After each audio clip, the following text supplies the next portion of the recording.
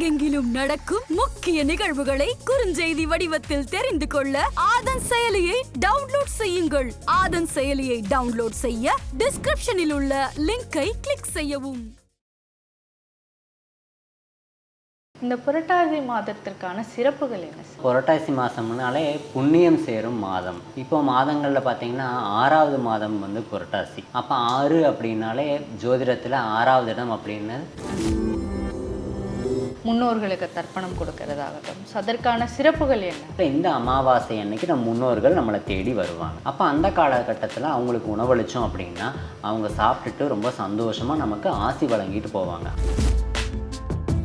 எதிர்தோஷம் இருந்துச்சுன்னா நம்ம எந்த மாதிரியான கஷ்டப்படுவோம் அப்படின்னா, குடும்பத்தில் வந்து தேவையில்லாத சண்டை, வம்பு, வழக்கு, ஒரு நிம்மதி இல்லாத சூழ்நிலை போயிட்டுருக்கும். பிதுர் தோஷம் இருக்கிறவர்கள் மட்டும்தான் இந்த மகாலய அமாவாசைக்கு திதி கொடுக்கணுமா, இல்லை மற்ற வேற யார் இந்த திதியை வந்து ஃபாலோ பண்ணணும்? ஜாதக கட்டத்தில் குரு, சுக்கிரன், சனி இந்த 3 கிரகத்து கூட ராகுவோ கேதுவோ மாந்தி இருந்துச்சு அப்படின்னா நீங்கள் கட்டாயம் இந்த பிதுர் வழிபாடு செய்யணும். என்ன இந்த மகாலய அமாவாசைக்கு திதி கொடுக்கறதுக்கு என்ன முறைகளை ஃபாலோ பண்ணணும்? எள்ளும் தண்ணீரும் கலந்த நீரை உங்கள் கையால் விடுவது தான் திதி தர்ப்பணம் அப்படின்னு நம்ம சொல்கிறோம். ஸோ பெண்கள் இந்த மகாலய பட்சம் எடுத்துக்கலாமா? தந்தை இல்லாத ஆண்களும் மாமனார் இல்லாத பெண்கள் மட்டும்தான் பித்திருக்களுக்கு தர்ப்பணம் செய்யணும். ஆதன் ஆன்மீகம் நேயர்களுக்கு வணக்கம். நான் உங்கள் விஜய் பிரியா. ஆன்மீகம் தொடர்பான சந்தேகங்களுக்கு நம்ம ஒவ்வொரு நாளும் தீர்வு கொடுத்துட்ருக்கோம். புதிய முக்கிய நிகழ்வுகளை உடனடியாக தெரிஞ்சுக்கணும் அப்படின்னு நினச்சிங்கன்னா ஆதன் செயலியை டவுன்லோட் பண்ணுங்கள். அதற்கான லிங்க் வீடியோக்கு கீழே டிஸ்கிரிப்ஷனில் கொடுத்துருக்கோம். ஸோ இந்த நிகழ்ச்சியில் நம்ம கூட யார் இணைஞ்சிருக்காங்க அப்படின்னு பார்த்தீங்கன்னா, பொள்ளாச்சி முனைவர் டாக்டர் அருண் கார்த்திக் அவர்கள் தான் நம்ம கூட இருக்காங்க. ஸோ அவங்க கிட்ட நிறைய விஷயங்கள் நம்ம கேட்டு தெரிஞ்சுக்கலாம். வணக்கம். வணக்கம் மேடம். சார், இந்த புரட்டாசி மாதம் அப்படின்னாலே ரொம்ப ஸ்பெஷலான ஒரு மாதமாக நம்ம பார்க்குறோம். நம்ம புரட்டாசி மாதம் முக்கியமாக நான்வெஜ் வந்து யாருமே சாப்பிடக்கூடாது, ஃபுல்லாமே சைவமாக சாப்பிடணும் அப்படிங்கிற ஒரு விஷயம் இருந்தாலும் இந்த புரட்டாசி மாதத்திற்கான சிறப்புகள் என்ன சார்? ஓகே, இப்போ சிறப்புகள் தரும் மாதம் சித்திரை, வளம் தரும் வைகாசி, அற்புதங்கள் நிகழ்த்தும் ஆனி, அம்பாளின் ஆசி பெற ஆடி, ஆன்மபலம் தரும் ஆவணி, புண்ணியம் தரும் புரட்டாசி. அப்போ புரட்டாசி மாதம்னாலே புண்ணியம் சேரும் மாதம். இப்போ மாதங்களில் பார்த்திங்கன்னா 6வது மாதம் வந்து புரட்டாசி. அப்போ 6 அப்படின்னாலே ஜோதிடத்தில் 6வது இடம் அப்படின்னு ருணரோக சத்துருஸ்தானம், அதாவது கடன் ஸ்தானம் 6. அப்போ அந்த 6ஆம் இடம் அப்படிங்கிறது கடன். அப்போது நமக்கு வந்து வாழ்க்கையில் வந்து 2 கடன் இருக்குது. ஒன்று வந்து நீத்தார் கடன், இன்னொன்று தெய்வ கடன். அப்போ இந்த 2 கடனையும் தீர்க்கறதுக்கான மாதம் இது. இப்போ இந்த புரட்டாசி மாதத்தில் கன்னிராசியில் சூரிய பகவான் சஞ்சரிக்கிற மாதம். இப்போ கன்னிராசி அப்படின்னா கன்னின்னா புதனுடைய வீடு, புதன்னா பெருமாள். அதனால தான் இந்த புரட்டாசி மாதத்தில் பெருமாளை கும்பிடுறோம். இப்போ புதனின் நண்பர் யார்? சனி பகவான். அதனால தான் சனிக்கிழமை பெருமாளை கும்பிடுறோம். அப்போ சூரியன் அப்படின்னா ஒரு மலை, அதனால தான் மலை மேல் இருக்கக்கூடிய பெருமாளை சனிக்கிழமை கும்பிடுறோம். அப்போ இவ்வளவு சிறப்பு வாய்ந்த மாதங்கள் வந்து இந்த புரட்டாசி மாதம். ஓகே, ஸோ இந்த புரட்டாசி மாதம் தான் வந்து பார்த்திங்கன்னா அந்த மகாலய அமாவாசையும் வந்து இது பண்ணுவாங்க, முன்னோர்களுக்கு தர்ப்பணம் கொடுக்கறதாகட்டும். ஸோ அதற்கான சிறப்புகள் என்ன? ஓகே, இப்போ வந்து மறைந்தோர்களுக்கு மகாலயத்தில் கொடு, மறந்தவனுக்கு மகாலயத்தில் கொடு, திதி தெரியாதவனுக்கு மகாலயத்தில் கொடு அப்படின்னு. இப்போ மகாலய அமாவாசை அப்படின்னா இந்த புரட்டாசி மாதத்தில் வரக்கூடிய அமாவாசை. அப்போ இந்த புரட்டாசி மாதம் இவ்வளோ சிறப்பான மாதம், அதாவது இந்த கடன் அடைப்படும் மாதம். எந்த கடன்? நீத்தார் கடன் அடைப்படும் மாதம். அப்போ இந்த மாதத்தில் நம் முன்னோர்கள் யம தர்மராஜா கிட்ட பர்மிஷன் வாங்கி இந்த பூலோகத்துக்கு வரக்கூடிய மாதம் தான் இந்த புரட்டாசி மாதம், அதுவும் இந்த மகாலய பட்சம். அப்போ இந்த காலகட்டத்தில் இந்த அமாவாசை அன்னைக்கு நம்ம முன்னோர்கள் நம்மளை தேடி வருவாங்க. அப்போ அந்த காலகட்டத்தில் அவங்களுக்கு உணவளித்தோம் அப்படின்னா அவங்க சாப்பிட்டுட்டு ரொம்ப சந்தோஷமாக நமக்கு ஆசி வழங்கிட்டு போவாங்க. அதனால தான் இந்த மகாலய அமாவாசை இவ்வளவு சிறப்பு. அப்போ மறைந்தோர்களுக்கு மகாலயத்தில் கொடு அப்படின்னா நம் முன்னோர்கள் இறந்து போனவங்களுக்கு எல்லாத்துக்கும் இந்த மகாலய அமாவாசையில் திதி கொடுத்து தர்ப்பணம் பண்ணுங்க. அடுத்து மறந்தவனுக்கு யாருக்காவது நம்ம திதி கொடுக்காம நம்ம விட்டுட்டோம் அப்படின்னா அவங்களுக்கும் இதில் கொடுக்கலாம். அடுத்து திதி தெரியாதவனுக்கு நம்ம வந்து எந்த திதியில் இறந்தாங்கன்னு திதி தெரியல அப்படின்னாலும் இந்த மகாலய அமாவாசையில்.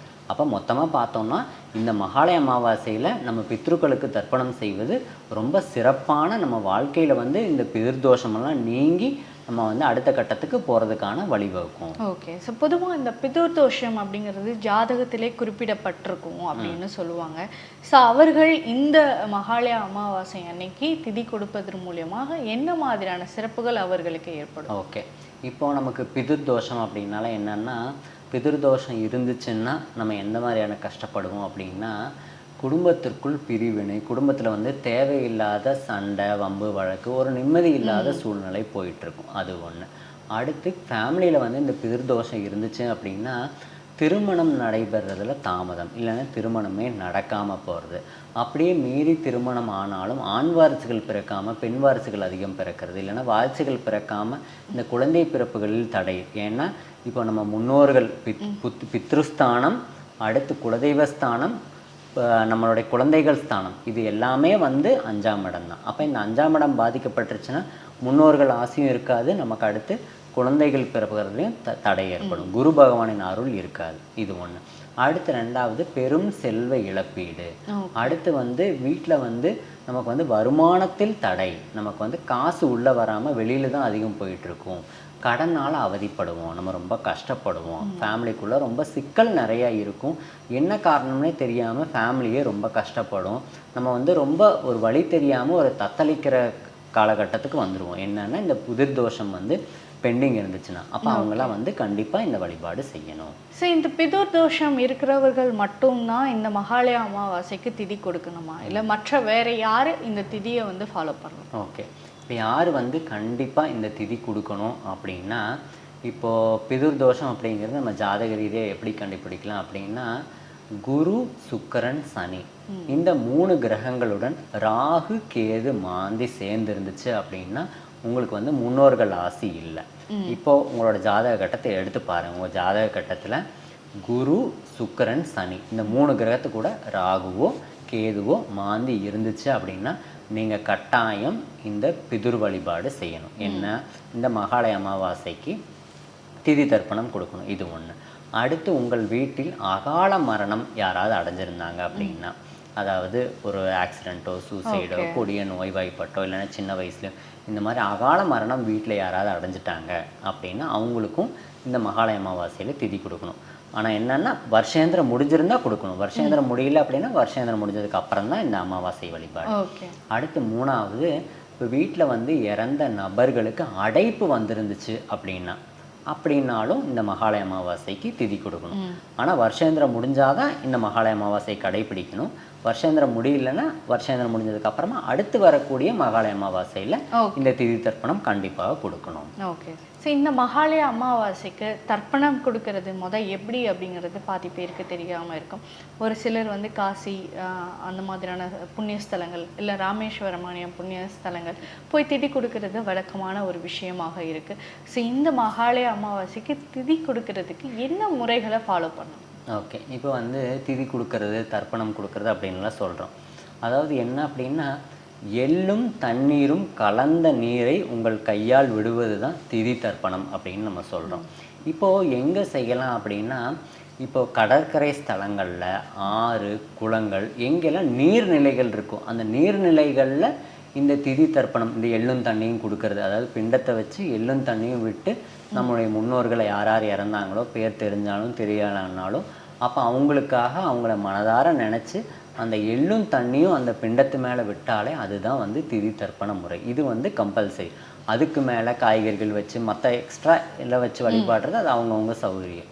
இந்த நீர்நிலைகளில் பண்ணுறது தான் ரொம்ப சிறப்பு. நிறைய பேர் வந்து வீட்டில் பண்ணுறாங்க, அதையும் காட்டிலும் நீர்நிலைகள், அதுவும் கடற்கரையில் ரொம்ப செய்கிறது. இப்போ ராமேஸ்வரத்துலேயும், முக்கூடல்லையோ, கன்னியாகுமரியிலையோ அந்த மாதிரி கடற்கரை ஸ்தலங்களில் செய்கிறது ரொம்ப சிறப்பு. இல்லைன்னா ஏதோ ஒரு ஆற்றங்கரையில் செய்கிறது ரொம்ப சிறப்பு. அதாவது எள்ளும் தண்ணீரும் கலந்து அவங்க வந்து அந்த பிண்டத்து மேலே விட்டுட்டு அன்னைக்கு ஒரு நாள் விரதம் இருந்து காகத்துக்கு உணவளித்து நீங்கள் சாப்பிட்டீங்க அப்படின்னா உங்களுக்கு வந்து இந்த முன்னோர்களோட ஆசி வந்து உங்களுக்கு கிடச்சிரும். அவங்க வந்து அன்னைக்கு நீங்கள் போடுற உணவை சாப்பிட்டுட்டு சந்தோஷமாக உங்களை ஆசீர்வாதம் பண்ணிட்டு போவாங்க. இப்போ பொதுவாக இந்த தர்ப்பணம் கொடுக்கறது அப்படின்னு பார்த்தீங்கன்னா பெண்கள் கொடுக்கலாமா அப்படிங்கிற ஒரு விஷயம் இருக்குது. எங்கள் குடும்பத்தில் ஆண் வாரிசுகள் இல்லை, ஆண்களே இல்லை அப்படின்ற பட்சத்தில் பெண்கள் வந்து அவங்களுடைய கணவர் இறந்துட்டாலோ இல்லை அவங்களுடைய தகப்பனார் இறந்துட்டாலோ, ஸோ பெண்கள் இந்த மகாலயபட்சம் எடுத்துக்கலாமா?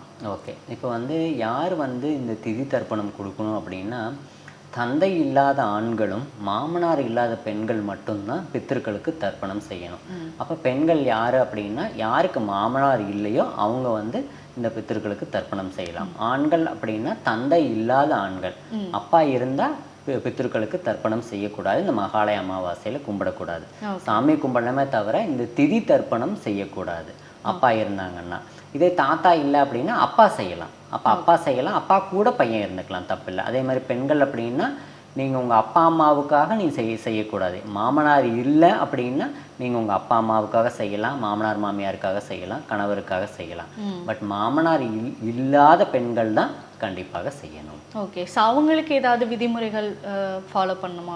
இப்போ வந்து பெண்கள் வந்து இதே தீட்டு இருக்குது, இந்த பீரியட்ஸ் டைமு, இல்லைன்னா சாமி கும்பிட முடியாமல், இல்லைன்னா வீட்டில் யாராவது இறந்து போயிட்டாங்க, அவங்களுக்கு இன்னும் காரியம் முடியல, அவங்களுக்கு இன்னும் வருஷேந்திரம் முடியல, இல்லைன்னா இறந்த காலத்தில் இன்னும் அடைப்பு இருக்குது, அடைப்பு காலகட்டத்தில் மகாலயபட்சம் வந்துடுச்சு அப்படின்னா அந்த காலகட்டத்தில் செய்யக்கூடாது. வீட்டில் வேறு யாராவது நபர்கள் செய்யலாம், இல்லைன்னா அதுக்கு அடுத்து வரக்கூடிய, ஏன்னா இப்போ மகாலயபட்சம் நம்ம விட்டுட்டோம் அப்படின்னா ஒன்றும் பிரச்சனை இல்லை.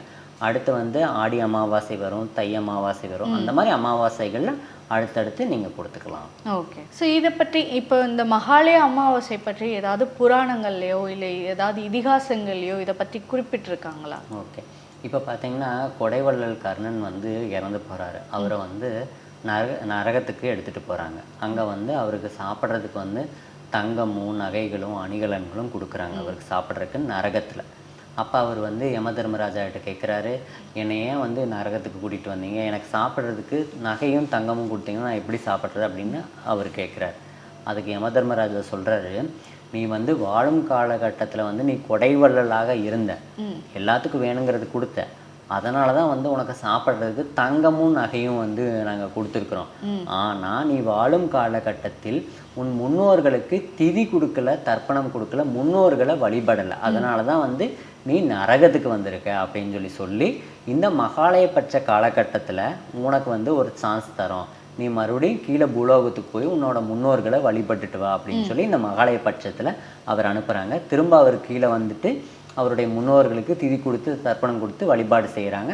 அதுக்கப்புறமா அவர் வந்து சொர்க்கலோகத்துக்கு போகிறாரு. அப்போ இதை பற்றி வந்து மகாபாரதத்துலேயும் புராணங்கள்லேயும் இந்த மகாலய அமாவாசை பற்றியெல்லாம் கதைகள் உண்டு. ஓகே சார், இந்த மகாலய அமாவாசை யார் யார் என்னென்ன விஷயங்களை ஃபாலோ பண்ணணும், முதல்ல இந்த புரட்டாசி மாதத்திற்கான சிறப்புகள் என்ன அப்படிங்கிறதையும் ரொம்ப தெளிவாக இந்த நேர்காணலில் எங்களுக்காக கொடுத்ததற்கு மிக்க நன்றி. நன்றி.